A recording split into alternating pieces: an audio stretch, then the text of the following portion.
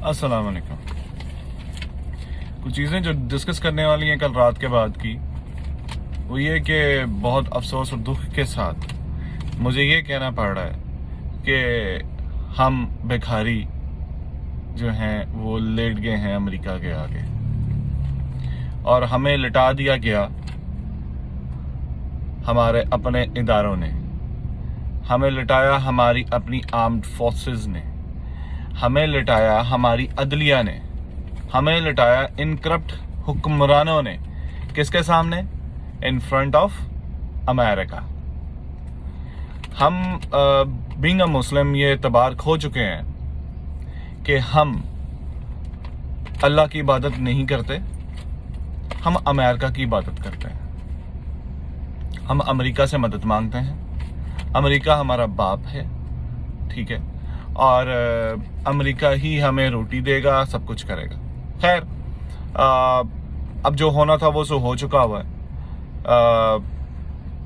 मेरी नज़र में इमरान खान आज भी पीएम है और रहेंगे भी, बट अब तक वो सबका वज़ीर आज़म बन चुके हैं। तकलीफ़ और दुख काफ़ी है, लेकिन कहते हैं कि हिम्मत नहीं हारनी चाहिए। तो इंशाअल्लाह ताला हम साथ हैं, साथ रहेंगे और पाकिस्तान के लिए हमेशा लड़ते रहेंगे। कुछ चीज़ें जो डिस्कस करने वाली हैं, मेरे पास कोई 8-10 टॉप पॉइंट्स हैं जिस पे बात करूँगा मुख्तसर।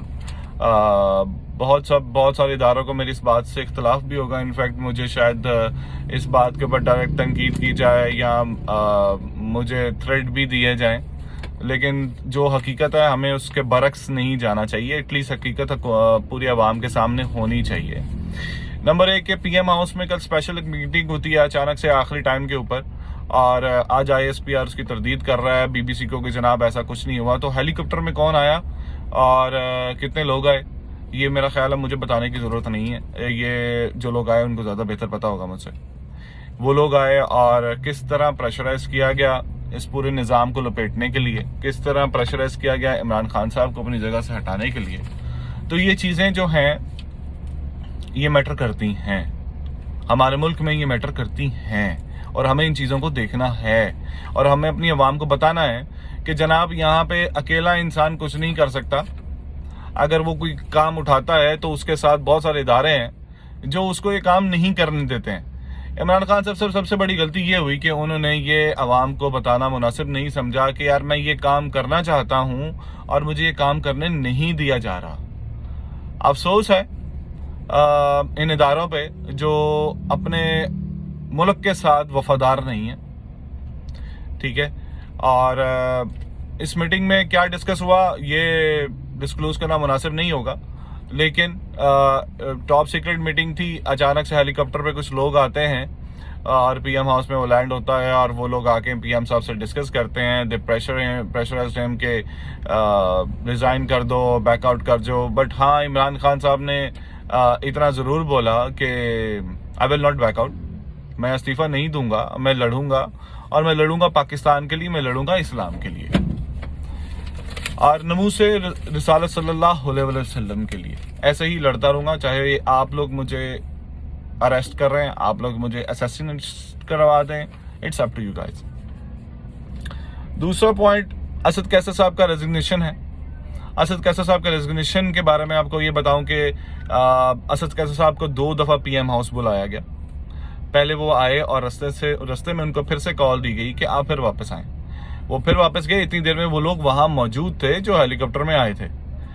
खैर, असद कैसर साहब का रेजिग्नेशन की एक बहुत बड़ी वजह यह है कि इनको वो ख़त दिखाया गया, इनको वो ख़त पढ़ाया गया। असद कैसर साहब ने वो ख़त पढ़ा और उसके बाद असद कैसर साहब के पास सामने ये फैसला रख दिया गया कि अब आप बेहतर जानते हैं कि आपने क्या करना है। खैर, सल्यूट टू असद कैसर साहब, कासिम सूरी साहब, कि आपने हमारे मुल्क में उन गद्दारों का हिस्सेदार नहीं बने जिन्होंने अपने आप को, अपने माँ बहन भाइयों को और अपनी इस मादर मिल्लत ज़मीन को बेच दिया। सल्यूट टू असद कैसर साहब, हम गुलामी में पड़ चुके हैं, हमें मुबारक हो गुलामी अमेरिका की, हमें मुबारक हो भिखारीपन ख़ास तौर पे, ठीक है।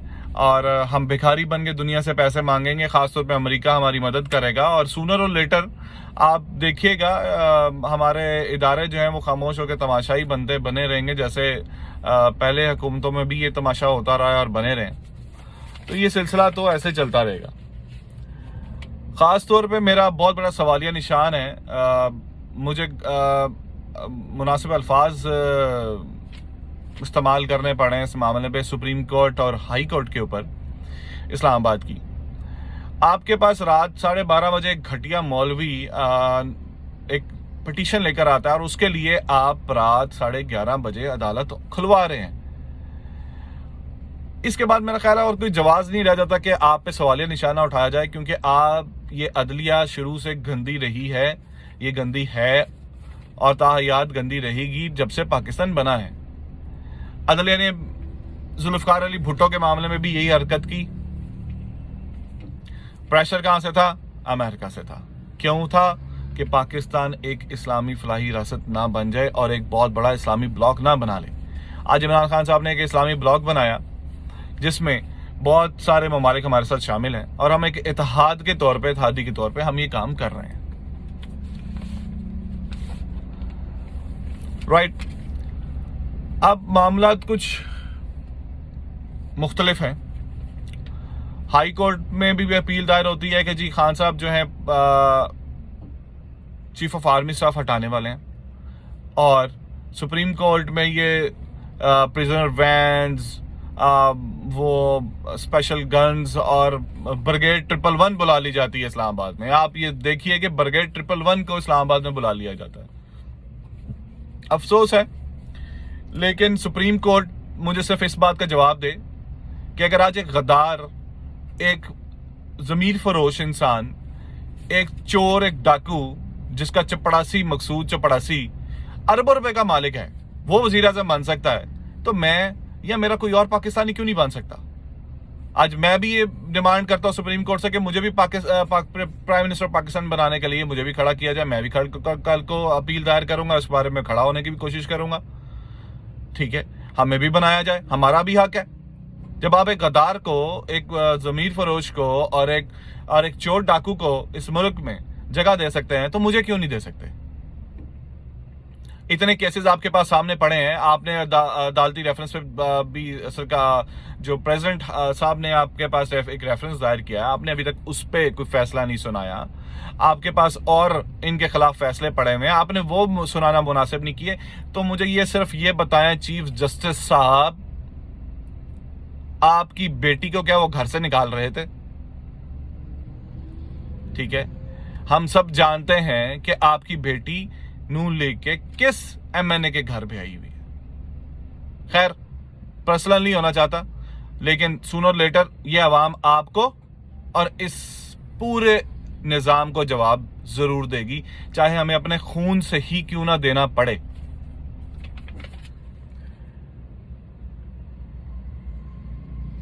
दो पॉइंट और हैं जिसमें मैं ये कहूंगा कि इस सारे मामले में तमाम तर इदारे मौजूद थे, और खान साहब ने, जैसे कि आप सब जानते हैं कि बहुत सारे सहाफ़ियों ने बात की, जिसमें मैं सैल्यूट करूंगा इमरान रियाज खान साहब का। I am a big fan of him. उन्होंने ये बात कही, उन्होंने बताया, उन्होंने भी बहुत सारी चीज़ें डिस्कस की। अफसोस उनको भी बहुत ज़्यादा कुछ खोया उन्होंने भी है, अल्लाह पाक उनके लिए भी आसानी पैदा करे। लेकिन मैं सिर्फ आपको ये बात बताना चाहूँगा कि इस सारे मामले में तमाम पाकिस्तान के इदारे मुलव्वस थे। फिर से कह रहा हूँ, तमाम पाकिस्तान के इदारे मुलव्वस थे सारे टोपी ड्रामे और इस ड्रामे में जबरदस्ती करवाया गया जो करवाया।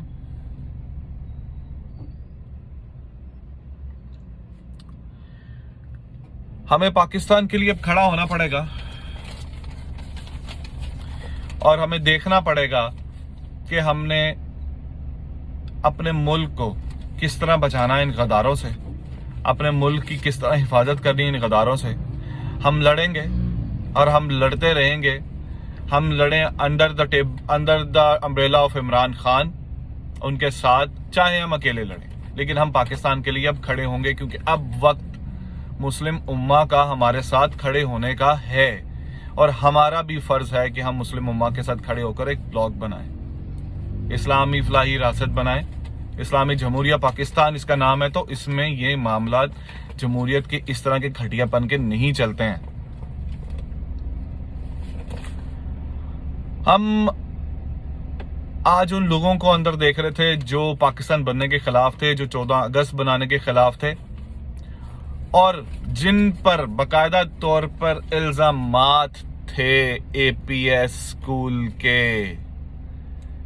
میری اس بات سے سمجھ تو گئے ہوں گے، اور بہت سارے اداروں پہ سوالیہ نشان ہے جن کو معلوم تھا، لیکن کچھ نہیں ہوا، اور ان شہیدوں کا خون رائے گاں گیا۔ جن کے بچے گئے شہید ہوئے، ان بچوں کا شہیدوں کا خون رائے گاں گیا، کسی نے اس پر کچھ نہیں کیا۔ سب جانتے ہیں فنڈنگ کہاں سے آئی، کس کو ملی، کس نے عمل درآمد کرایا، سب جانتے ہیں۔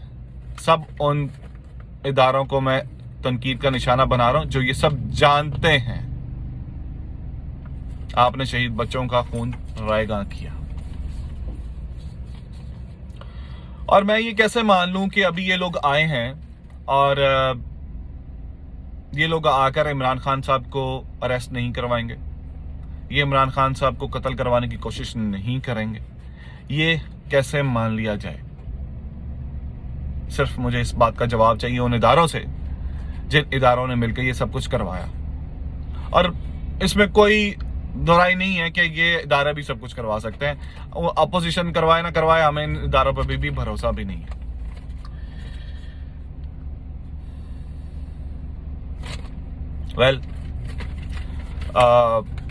آخری ایک ڈسکس اور کرنا چاہوں گا۔ بینگ اے پاکستانی، میں پاکستانی ہوں، مجھے درد ہے، مجھے تکلیف ہے، میرا حق ہے میں بولوں، میرا حق ہے میں آواز غلط کے خلاف اٹھاؤں، میرا حق ہے میں اپنے پاکستان کے لیے اٹھاؤں، میرا حق ہے کہ میں غداروں کے خلاف آواز اٹھاؤں، اور اس معاملے پہ دنیا کا کوئی بھی قانون مجھے نہیں روک سکتا۔ تنقید کرنا، تنقید سننا، تنقید سنیں گے ادارے، اور تنقید کرنا عوام کا حق ہے، اور میں عوام میں سے ایک عام انسان اس تکلیف کے ساتھ آج یہ بات ڈسکس کر رہا ہوں کہ مجھے کل کے سارے معاملے کے بعد شدید تکلیف پہنچی ہے، لیکن یہ مت سمجھیے گا کہ ہم پیچھے ہٹیں گے۔ میں صرف عمران خان صاحب کے پوائنٹ آف ویو سے بات نہیں کروں گا، میں بات کر رہا ہوں اس گھٹیا نظام کے حوالے سے کہ ہم سب پاکستانیوں کو ایک ساتھ ایک پلیٹ فارم پہ کھڑے ہونا پڑے گا، اور میری ان سب سے گزارش ہے جو آج عمران خان صاحب سے پیار کرتے ہیں یا نہیں کرتے، اگر ملک سے پیار کرتے ہیں، خان صاحب تو ایک separate, he is a character, just leave him, just think about that کہ ہمیں اپنے پاکستان سے اگر پیار ہے تو ہمیں آج کھڑا ہونا پڑے گا، ہمیں یہ احتجاج کرنے پڑیں گے اور بتانا پڑے گا دنیا کو کہ بینگ اے نیشن ہم اب غداروں کو نہیں قبول کریں گے کسی صورت میں۔ ہم نہیں قبول کریں گے کہ کوئی غیر ملکی معاملات ہمارے ملک میں دخل اندازی کریں اور ہمارے ملک کو تباہ و برباد کریں۔ ہمیں یو ایس ایڈ آتی ہے، وہ کہاں جاتی ہے سب کو معلوم ہے، سب کو اس بارے میں پتا ہے۔ لہٰذا اگلے کسی ویڈیو میں پھر آپ کے ساتھ کچھ معاملات کی تفصیل لے کر حاضر ہوں گا، اور بہت سارے راز ابھی بھی باقی ہیں لیکن بیان نہیں کیے جا سکتے، کیونکہ اس ملک کا قانون جیسا ہے، آج عمران خان صاحب ہیں تو ہو سکتا ہے کل میں بھی نہ ہوں۔ تو اتنا تو مجھے بھی یقین ہے کہ آج تک جس نے بھی آواز اٹھائی اس کی آواز دبا دی گئی، اس کی آواز نہیں کھولے گی، کیونکہ ہم لفافوں میں سے نہیں، میں ایک صحافی نہیں، میں ایک عام انسان ہوں جو اپنے جذبات کو اس ویڈیو میں شیئر کر رہا ہوں، اور میں کرتا رہوں گا کیونکہ میں پاکستانی ہوں، مجھے تکلیف ہے، میں مسلمان ہوں، کیونکہ مسلمان غلام نہیں بن سکتا۔ ہمیں سلطنت عثمانیہ سے کچھ سیکھ لینا چاہیے تھا، لیکن ہم لوگ کیونکہ شروع سے غلام ہے. بہت ساری غلامیوں میں یہ قوم رہی ہے کیونکہ ہمارے جو ذہن ہے, ہمارے خون میں غلامیت انجیکشن نہیں لگا کے بھری گی, بیسیکلی بس بھر دی گئی.